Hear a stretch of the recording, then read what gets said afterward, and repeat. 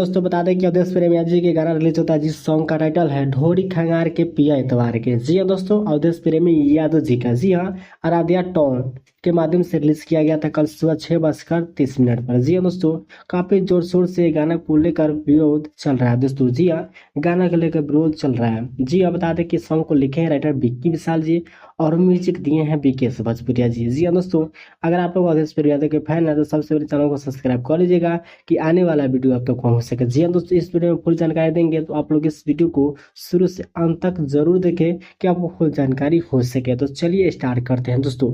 जी हाँ, बता दें कि अवधेश प्रेमी यादव जी के गाना रिलीज होता है जिस सॉन्ग का टाइटल है ढोरी खंगार के पिया एतवार के। जी हाँ, काफी जोर शोर से गाना को लेकर विवाद चल रहा है दोस्तों। जी हाँ, ढोरी खंगार के पिया एतवार के। जी हाँ, जिस सॉन्ग को लिखे हैं राइटर विक्की विशाल और म्यूजिक दिए विकेश भोजपुरिया से आराध्या टोन भोजपुरी से रिलीज किया गया था।